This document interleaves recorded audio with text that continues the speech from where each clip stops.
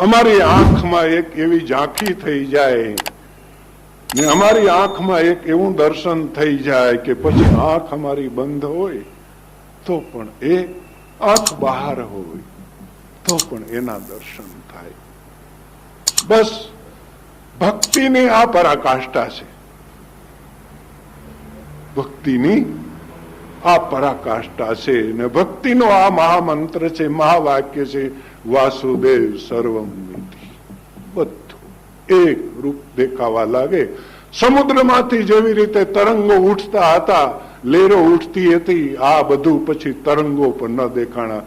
સાગર એક સાગરનું રૂપ જ દેખાવા લાગ્યું. એવી જ રીતે સંસાર અને સંસારના ધર્મો, જેને અમે સુખ દુઃખ આ ઇત્યાદિ જે કાંઈ પણ કહીએ છીએ, કશું પણ જીવનમાં દેખાય નહીં. અને એક પરમાત્માની અનુભૂતિ અને પરમાત્માની અનુભૂતિને સાથે પરમાત્માનો આનંદ, બીજું કશું નહીં. બસ આ અહીં જીવન ધન્ય છે. પરંતુ મદાલસા થોડોક ત્યાંથી કૂદકો મારીને મદાલસા ત્યાં કૂદકો મારીને કહે છે, જ્ઞાન માર્ગ અહમ બ્રહ્માસ્મિ.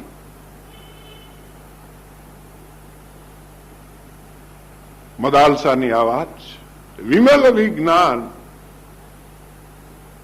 દર્શેયો જ્ઞાનમ દર્શેયો ભાવન વિજ્ઞાન દશ્ય શૂન્યતા. જ્યાં સુધી અમને દ્રષ્ટા અને દ્રશ્ય આમાં દેખાય જેટલું દ્રશ્ય છે, આ બધું અમારું શરીર પણ દ્રશ્ય છે. આપણે જોઈ ગયા, ઇન્દ્રિયો પ્રાણ બુદ્ધિ જે કાંઈ પણ છે બધું દ્રશ્ય છે. કારણ કે આપણે જોઈએ છે, આપણી અનુભૂતિમાં આવે છે, અમે એના દ્રષ્ટા છીએ. પરંતુ જ્યાં સુધી હું દ્રષ્ટા છું, આ દ્રશ્ય છું, એવા પ્રકારનો દ્રશ્યનો દ્રશ્ય રૂપે અને દ્રષ્ટાનો દ્રષ્ટા રૂપે એક વિવેક થાવો, સમજણ થાવી, એને જ્ઞાન કહેવાય છે. એને જ્ઞાન કહેવાય છે. પરંતુ એ પછી દ્રશ્યનો બાદ થઈ જાય અને એક એવો અનુભવ થાય, એકમ અદ્વિતીયમ બ્રહ્મ. એકમ એવા અદ્વિતીયમ બ્રહ્મ. આ એક, હું એક ને અદ્વિતીય બ્રહ્મ છું. ને નાનાસ્તિ કિંચન. નાના આ ઘણા ઘણા જીવાત્માઓના રૂપમાં, નાના રૂપમાં કશું પણ બીજું નથી. અને એવો એક અનુભવ થવો, એનું નામ છે વિજ્ઞાન. મદાલસા આ વાત સમજાવે છે. અલર્કને કહે છે, તારું સ્વરૂપ શું છે બેટા? અલર્કને કહે છે, તારું સ્વરૂપ છે વિમલ વિજ્ઞાન. જે મેં આ તે કહ્યું એ વિમલ વિજ્ઞાન મેં તને કહ્યું ને, એ વિમલ વિજ્ઞાન એટલું નિર્મલ જ્ઞાન છે, અનુભવનું જ્ઞાન છે. તું પણ આ અનુભવ કર. વિશ્વેશ્વર એ જે વિમલ વિજ્ઞાન દ્વારા પરમાત્મા પણ નિર્મલ સ્વરૂપ છે, પરમાત્મા પણ વિશુદ્ધ સ્વરૂપ છે, પરમાત્માનું પણ અને જેટલા વિજ્ઞાતાનું પણ જે વિજ્ઞાન હોય, આપણે જેટલું જાણીએ છીએ, બધું જેટલું જાણીએ છીએ એ પરમાત્માથી જ આપણે જાણીએ છીએ. આપણે વિજ્ઞાનના વિજ્ઞાતા છીએ. વિજ્ઞાન આપણે કરીએ છીએ તો વિજ્ઞાનના આપણે વિજ્ઞાતા છે. આપણો વિજ્ઞાતા કોઈ નથી. વિજ્ઞાતાનો વિજ્ઞાતા કોઈ નથી. જાણનારનો જાણનાર ન હોય. પરંતુ અહીં એક વાત એ આવે કે જેવી રીતે યાજ્ઞવલ્કે મૈત્રીને કહ્યું, વિજ્ઞાતા રમરેકેન વિજાન્યા. વિજ્ઞાતાના વિજ્ઞાતાને તું કેવી રીતે જાણીશ? કારણ કે સર્વની પાછળ એ જ છે. અમારો પ્રમાતા ચિદાભાસ એ પણ વિજ્ઞાતા છે કે પ્રમાતા પ્રમાણ અને પ્રમેય ત્રિપુટી દ્વારા અમારો જેટલો વ્યવહાર થાય છે એની અંદર એને વિજ્ઞાતા કહેવાય છે. પરંતુ એ વિજ્ઞાતાનો પણ વિજ્ઞાતા, કારણ કે અમારા અંતઃકરણની અંદર કુટસ્થ ચૈતન પરમાત્મા પર બ્રહ્મ, કુટસ્થ અને ચૈતન્ય અભેદ છે. એ પરમાત્મા પર બ્રહ્મ એનો પણ વિજ્ઞાતા છે. એનો વિજ્ઞાતા કોઈ નથી, એનો વિજ્ઞાતા કોઈ નથી. એટલે આ સ્વરૂપ મદાલસા સમજાવે છે. અને એ સ્વરૂપ હોય તો હવે હે અલર્ક તું એવી રીતે અનુભવ કે એ સ્વરૂપ છે ને એ કાયમ ને અટે વિગલ વિમલ વિજ્ઞાન વિશ્વેશ્વર. સારા એ આ વિશ્વના જેટલા એ જીવો છે, બધા વિશ્વ જીવો એટલે કે આ શરીરના અભિમાની જે જીવો છે એ બધા જીવોને વિશ્વ કહેવાય, વિશ્વ કહેવાય. અને એ વિશ્વ જીવો જેટલા બધા છે જેમાં એને વૈશ્વાનર કહેવાય, એ બધા જીવોને પ્રેરણા કરે પોતાની દરેકની પોતપોતાની વાસના અનુસાર. તો સારો એ વિશ્વેશ્વર, તો તારું સ્વરૂપ મૂળની અંદર તું સ્વરૂપથી કાયમને માટે વિશ્વેશ્વર છો, તું વ્યાપક છો. અને એ તું વ્યાપક સર્વની અંદર તું છો. અને મદાલસાએ કીધું પાર બ્રહ્મ, આ બધાની પાર જે કાંઈ પણ બ્રહ્મ, કાર્ય બ્રહ્મ, કારણ બ્રહ્મ, પરબ્રહ્મ, બધાની બહાર પાર બ્રહ્મ ત્વમસી જ્ઞાતા. એને કીધું તું સઘળાનો જ્ઞાતા છે. છેલ્લે શબ્દ પણ આ આવ્યો, પહેલે પણ એ આવ્યો તો ત્વમસી તાત શુદ્ધ બુદ્ધ નિરંજન. ઉપસંહાર અહીંથી થયો હતો, ઉપક્રમ, ઉપક્રમ અહીંથી થયો. ત્વમસી તાત શુદ્ધ બુદ્ધ નિરંજન ભવ માયા વર્જિત જ્ઞાતા. એવા શબ્દનો પ્રયોગ કરીને અંતમાં કીધું વિમલ વિજ્ઞાન વિશ્વેશ્વર વ્યાપક પાર બ્રહ્મ ત્વમસી જ્ઞાતા. એમ કહી અને ઉપસંહાર કીધો. એને આવું જ્ઞાન આપ્યું મદાલસાએ અલર્કને. અને મદાલસાએ કીધું પ્રાહ મદાલસા અલર્ક સૂતમ પ્રતિશાસ્ત્ર પ્રસિદ્ધા વર માતા. આ જે હું તને શાસ્ત્ર કહું છું, જે પ્રસિદ્ધા લોકમાં તારી શ્રેષ્ઠમાં મેં વાત કરી જ હતી કે જે વર વામા બની શકે એ જ વર માતા બની શકે, શ્રેષ્ઠ પત્ની બની શકે, શ્રેષ્ઠ પ્રકૃતિ જેની હોય એ શ્રેષ્ઠ વર વામા બની શકે. અને એ જ વર માતા પણ બની શકે કે એ જ પોતાના સંતાનોને આવું શિક્ષણ દઈ શકે. હા, એને સારું શિક્ષણ પોતાના સંતાનોને આવું આપે, એને વર માતા શબ્દનો મદાલસાએ પ્રયોગ કર્યો. એને શ્રેષ્ઠ માતા કહેવાય છે કે પોતાના સંતાનોને દુઃખથી મુક્ત કરે, છોડાવે, પરમાત્માનો પથ બતાવે. તો મેરે ભાઈ બહેન, આ જે મદાલસાનું 10 શ્લોકની અંદર એક અદ્ભુત શાસ્ત્ર સહજ રીતે, જેવી રીતે અમારે એક પરિભાષાની અંદર એમ કહીએ કે ઓહરો કરતા ઓર જડી ગઈ. કુદરતી સ્વાભાવિક રીતે ઉત્સુકતાપૂર્વક કોઈ ગ્રંથ જોતા હોય ને એની કરતા કરતા નજર પડી ગઈ ને આ મને મળી ગયો તો મને ખૂબ મને આનંદ થયો ને મને તો એમ થયું એમ કે આનો ખૂબ મારે પ્રચાર કરો, આનો મારે ખૂબ પ્રચાર કરો. હું કોઈને સંન્યાસી બનાવવા માંગતો નથી. મારી એવી ઈચ્છા નથી કે તમે બધા સંન્યાસી બનો ને કોઈ બધા બને પણ ને બનવા. આપણે આપણા ઘરમાં રહીએ અને ઘરમાં રહીને આ મદાલસાનું શાસ્ત્ર છે, ઘરમાં રહેવું અને ઘરમાં રહીને પણ કઈ રીતે રહેવું. તો આ મદાલસાના શાસ્ત્ર ઉપર અભ્યાસ કરજો મેરે ભાઈ બહેન. અને સાચા જીવનની અંદર જો સદગુરુ મળી જાય, જેવી રીતે મદાલસા છે, એ મદાલસા ગુરુ નથી થઈ. એ મેં તમારી આગળ વાત કરી હતી. માએ માતા તરીકેનું કર્તવ્ય બજાવ્યું છે, માતા તરીકેની એને ફરજ બજાવી છે અને હિતની શિખામણ દીધી છે, એના કલ્યાણની શિખામણ દીધી, એના શ્રેયની શિખામણ દીધી. બાકી અલર્કને એને છેલ્લે કીધું હતું તારે ગુરુ કરવા હોય તો તું ગુરુ દત્તાત્રેયને કરજે.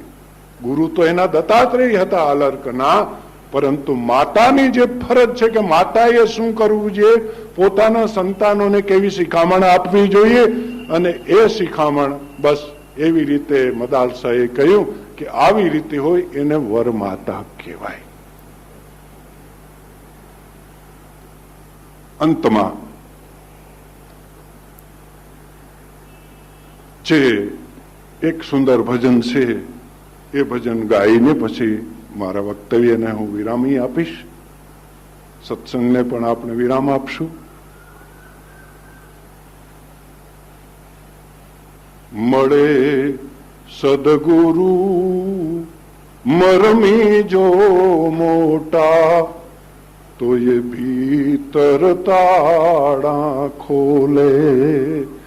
મળે સદગુરુ મરમી મોટા, તો ભીતર તાળા ખોલે. કૂચી બતાવે જુગતી જણાવે, કૂચી બતાવે જુગતી જણાવે, વાણી બ્રહ્મની બોલે, વાણી બ્રહ્મની બોલે, એ ભીતર તાળા ખોલે, એ ભીતર તાળા ખોલે.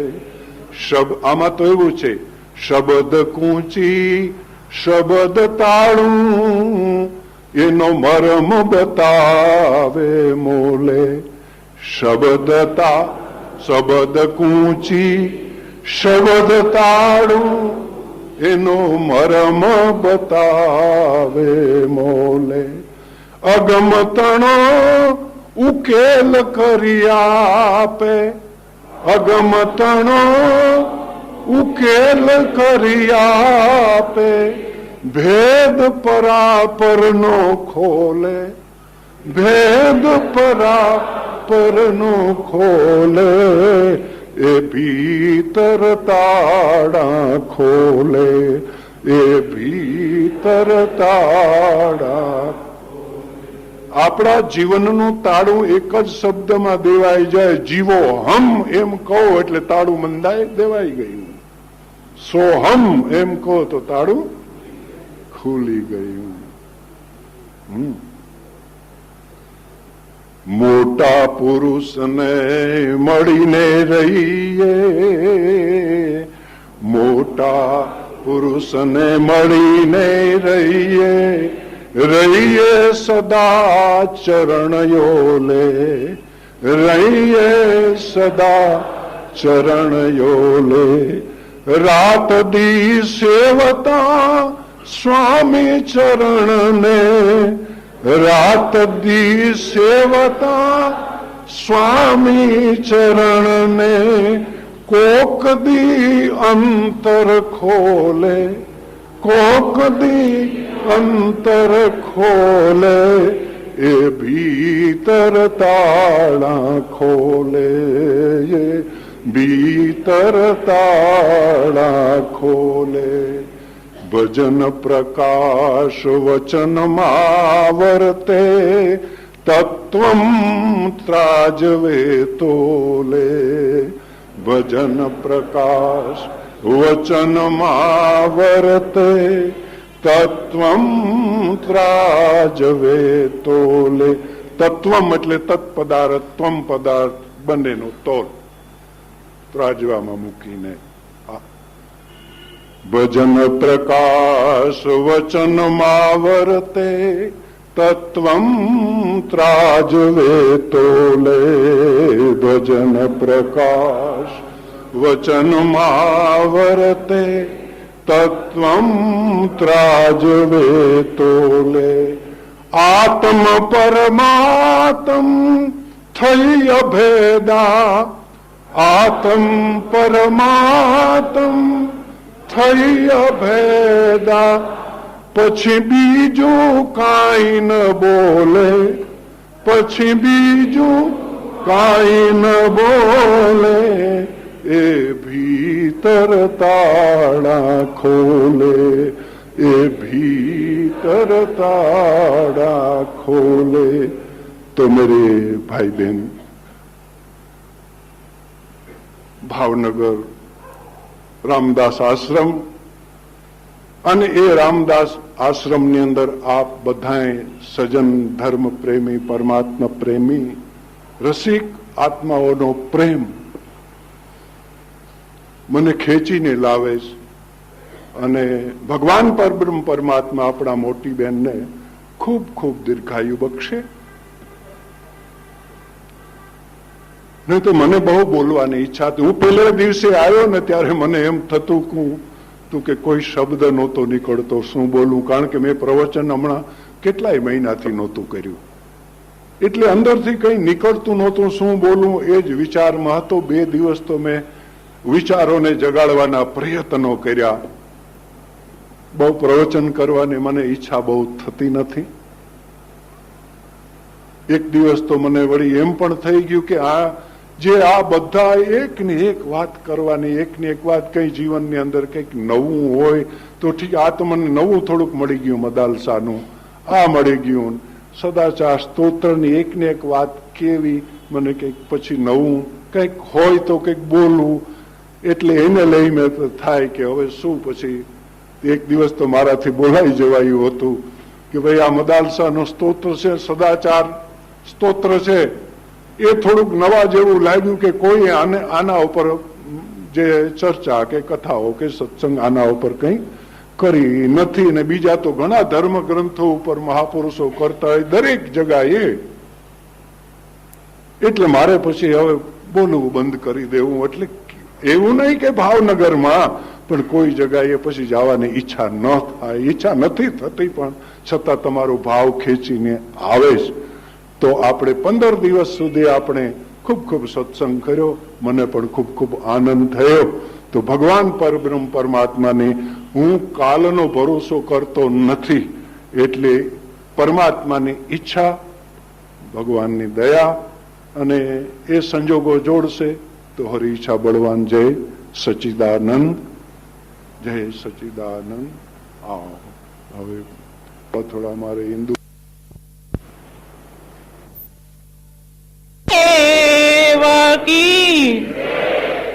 सच्चिदानंद भगवान की. शिव गुरुर् साक्षात् गुरुरेव शिव स्वयं. उभयोरन्तरं किञ्चित् न ज्ञातव्यं मुमुक्षुभिः. ध्यानमूलं गुरुर्मूर्ति, पूजामूलं गुरुर्पदं, मन्त्रमूलं गुरुर्वाक्यं, मोक्षमूलं गुरुर्कृपा. सच्चिदानन्दरूपाय जगदङ्कुरहेतवे, सदोदिताय पूर्णाय नमोन्ताय विष्णवे. ओम शांति शांति शांति. परम पूज्य ઈષ્ટદેવ સ્વરૂપ ગુરુજીના ચરણોમાં કોટી કોટી વંદન. માતા પિતા તુલ્ય સર્વે વડીલગણ, ભાઈઓ બહેનો અને બાળકો. કહે છે ને કે સારા દિવસોનો સમય એવો ઝડપથી ચાલ્યો જાય. સુખના દિવસો હોય તો કેવા સરસ વયા જાય અને દુઃખના હોય તો આપણને લાંબા લાગે. પણ એનું કારણ ભગવાન કહે છે, કબીરજી કહે છે કે દુઃખ में सुमिरन सब करे, सुख में करे न कोई. सुख में सुमिरन जो करे तो दुख काहे को होय. પરંતુ આપણે દુઃખ આવે તો ભગવાનને 2 દીવા કરીએ, નાળિયેર આપીએ ને એટલી માનતા કરે, એનું આપેલું એનું આપીએ. આમ આપણે કાંઈ આપણું છે? ભગવાન કે ₹1,00,000 મળશે ને મને તો હું તને 5,000 આપીશ. ઈ તમને લાખ આપે ત્યારે તમને 5,000 આપો. અને આપણે કહે છે ને કે તારા બનાવેલા હવે તને બનાવવા માંડ્યા છે. પલ્લવીબેને સરસ ઓલું ભજન કેવું ગાયું હતું ખબર ને? ભગવાને વ્યથા વ્યક્ત કરી, માનવીને બનાવીને કદાચ એ પસ્તાણો હશે એવું કે છે. સિકાંગોમાં હમણાં પુસ્તક વાંચતી હતી, એમાં મ્યુઝિયમની એક સરસ લખ્યું હતું.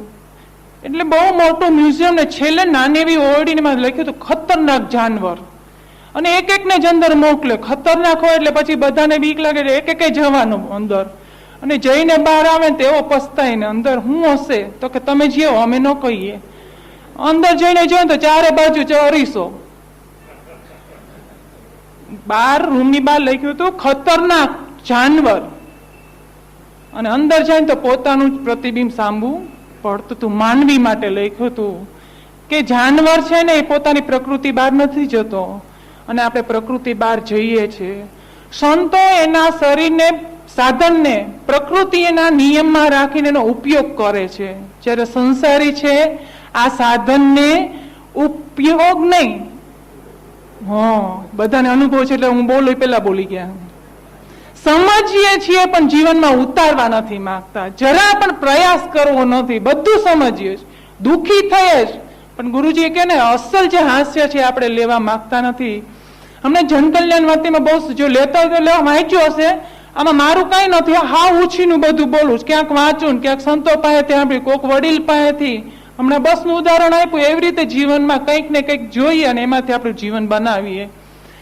ઝાંસી કી રાણી નું ઉદાહરણ આપેલું છે જનકલ્યાણમાં, કે પોતે કેટલા બળવા સાથે પોતાના બાળકને લઈને યુદ્ધમાં ગઈ. તે આપણે બાળકને લઈને જવું હોય ને તો એ રિક્ષામાં લઈએ, કડ ભાંગી ગઈ હોય, ક્યાંથી કડમાં નથી બેહાડી શકતા આપણા બાળકને આપણે.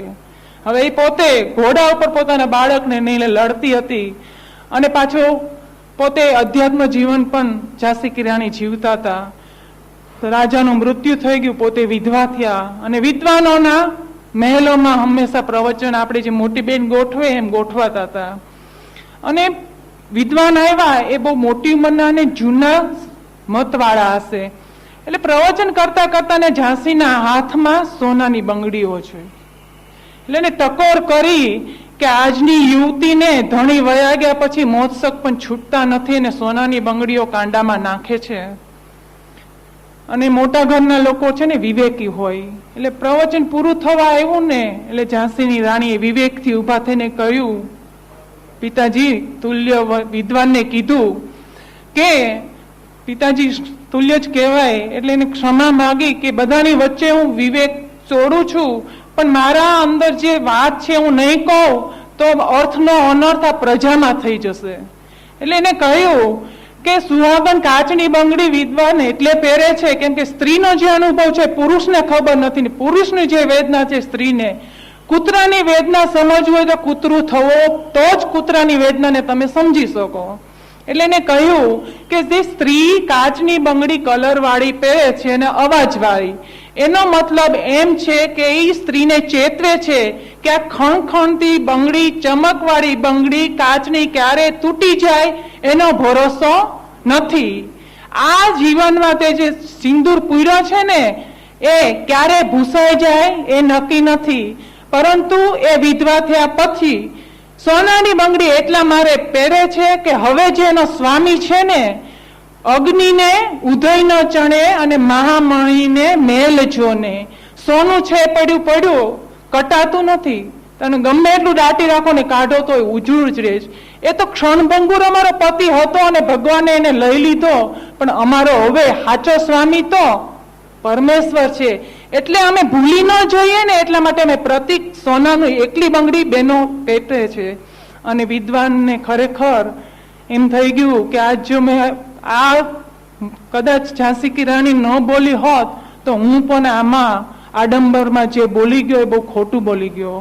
એટલા માટે બહેનો માટે ગુરુજી ખરસ મદારસા સ્તોત્ર આપણને સમજાવ્યું, જીવનમાં કંઈક તો ઉતારીએ.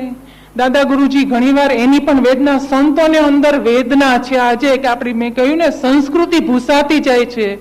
તમે જુઓ મુસલમાનો, હું ભેદ નથી બતાવતી, પરંતુ એના બાળકોને દર શુક્રવારે નમાજ પડવા મોકલે છે.